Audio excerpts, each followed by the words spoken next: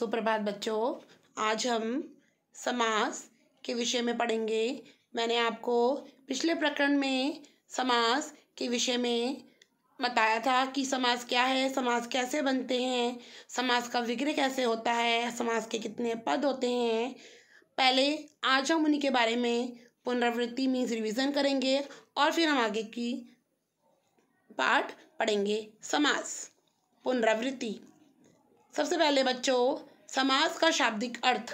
समास का शाब्दिक अर्थ मैंने आपको बताया था संक्षेपीकरण। संक्षेपीकरण मीन्स किसी भी शब्द का बड़ा रूप और उसको छोटे रूप में लिखना समास का संक्षेपीकरण कहलाता है।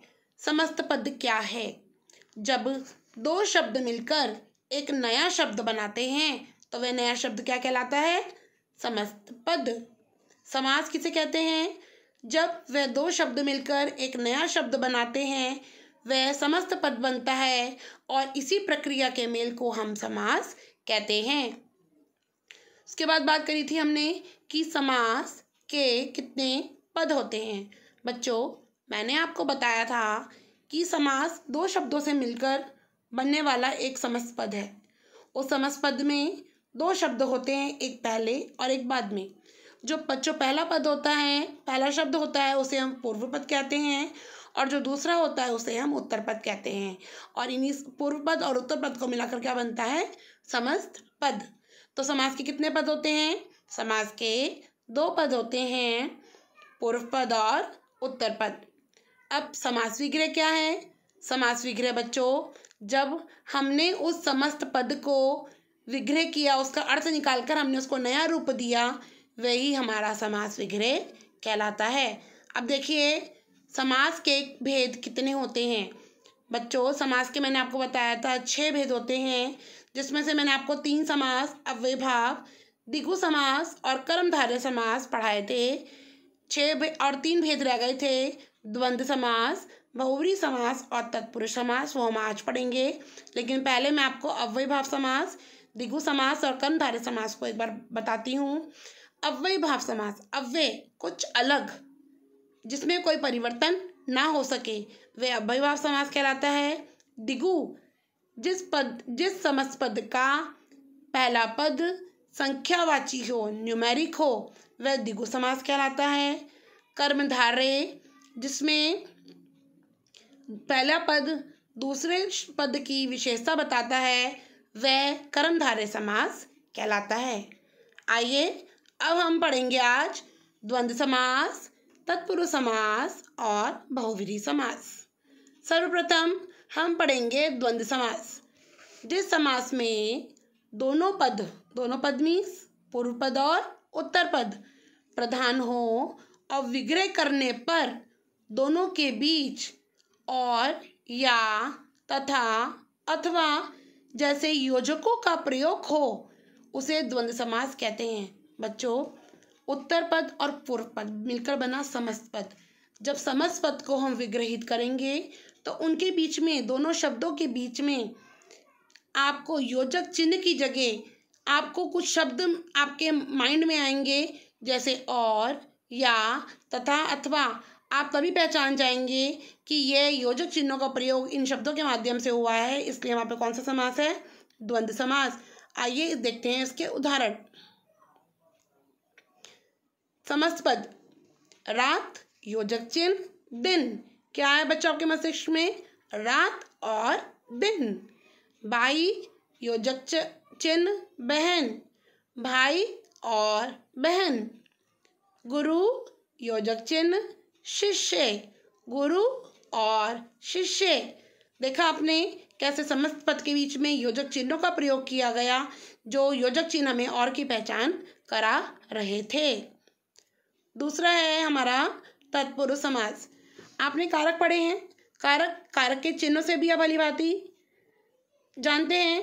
आपको पता है उनके बारे में कि कारक के चिन्ह क्या है? कर्ता ने कर्म को करण से, संप्रदान के लिए, पदान से, काके की के लिए, से के द्वारा, ये सब क्या है? हमारे कारकीय चिन्ह।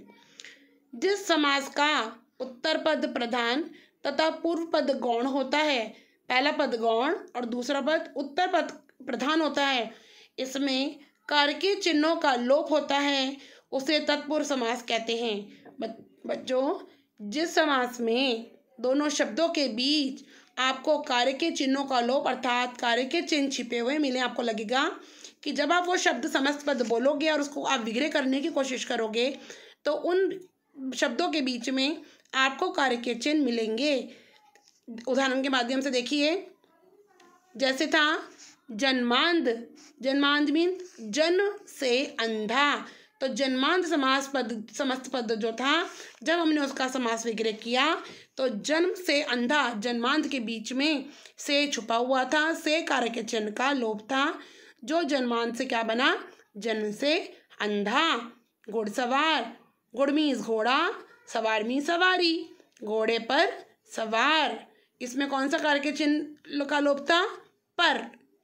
गंगा जल, गंगा का जल। तीसरा है हमारा बहुव्रीहि समास। जिस समास में पूर्व पद तथा उत्तर पद दोनों में से कोई भी पद प्रधान ना हो, कोई अन्य पद ही प्रधान हो, वह बहुव्रीहि समास कहलाता है। बच्चों आप देखिए कि इसमें ना तो पूर्व पद प्रधान है और ना ही उत्तर पद, लेकिन वहाँ कोई तीसरा ही प्रधान है, मीन्स कोई तीसरे को इम्पोर्टेंस दी जा रही है। तो वहाँ देखिए कि कोई तीसरा छिपा हुआ है, कोई अन्य पद ही प्रधान है, तो वहाँ पे कौन सा समास होगा, हमारा बहुव्रीहि समास। उदाहरण से देखते हैं, महावीर, समस्त पद क्या है बच्चों, हमारा महावीर। महा प्लस वीर, महान वीर। कौन है वो महान वीर? आपको लग रहा होगा कि यहाँ कोई तीसरा है, कोई तीसरा पद ही यहाँ प्रधान है, कोई तीसरा शब्द यहाँ प्रधान है। तो बच्चों देखो, महान वीर, महान वीर है जो, कौन, हनुमान। पीताम्बर, पीत मीन्स पीला, अंबर मीन्स आकाश, पीले अंबर हैं जिसके, अर्थात श्री कृष्ण। नीलकंठ, नीला कंठ है जिसका, भगवान शिव।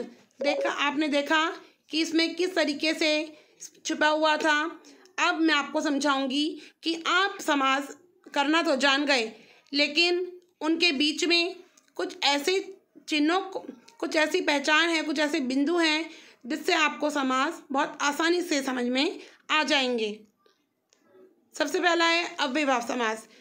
जिन शब्दों के प्रारंभ में उपसर्ग जुड़े हों, उपसर्ग यथा, प्र, प्रति, निर, आ, अन, भर, ये सब क्या है, हमारे उपसर्ग। उदाहरण, यथा से स्टार्ट हुआ यथाशक्ति, प्रति से स्टार्ट हुआ प्रतिदिन, भर से स्टार्ट हुआ भरपेट। ये कुछ पहचान है कि आप उपसर्ग के, आपको जहाँ उपसर्ग मिले वहाँ पे आप अव्ययभाव समास का प्रयोग कर सकते हैं। दूसरा है तत्पुरुष समास। तत्पुरुष समास में मैंने आपको बताया कि समास को अलग करने पर बीच में का, की, को, के, लिए, में, पर आदि कार्य के चिन्हों आपको मिलते हैं, मीन्स उनका प्रयोग किया जाता है, लेकिन वे छुपे हुए होते हैं। जैसे रंगमंच, रंग के लिए मंच। वनवास, वन को वास।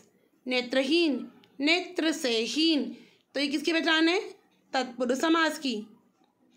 कर्मधारय, शब्द के दूसरे पद की विशेषता बताई जाती है। आप कैसे लगाओ, आप देखो, आप शब्द की दूसरे पद की विशेषता पहले शब्द द्वारा बताई जाती है। यानी दो पद होते हैं समास पद में।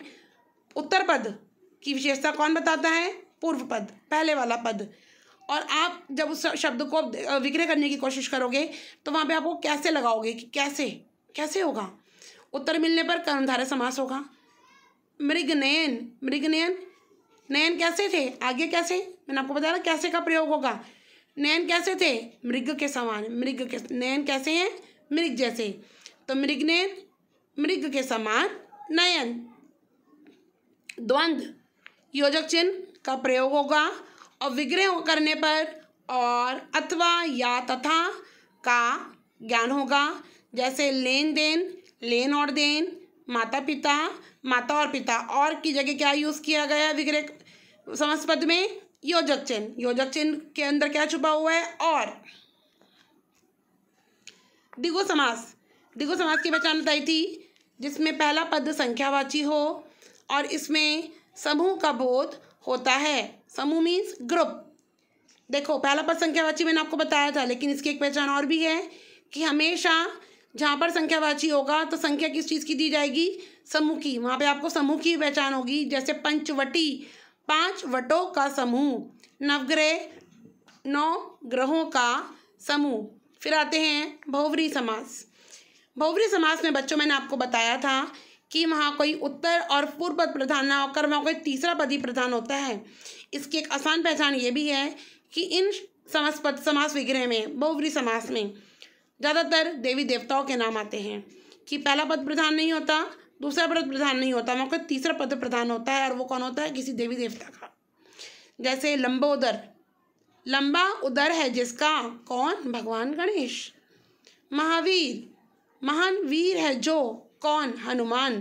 तो गणेश और हनुमान हमारे देवी देवताओं के नाम हैं। तो इससे आप पहचान सकते हैं कि ये कौन सा समास है, बहुव्रीहि समास। बच्चों आपको समास समझ में आए होंगे। मैंने इसके संग भी वर्कशीट दी है आपको, वो आपको सॉल्व करनी है। और मैंने आपको पिछली बार भी उन 3 समास के आधार पर वर्कशीट दी थी जो आपके लिए एग्जाम्स के लिए बहुत इंपॉर्टेंट है। आप दोनों वर्कशीट को ध्यान से समझकर वीडियो के माध्यम से सॉल्व करेंगे, और आपकी जो भी परेशानी है वो आप पूछने की कोशिश भी करेंगे।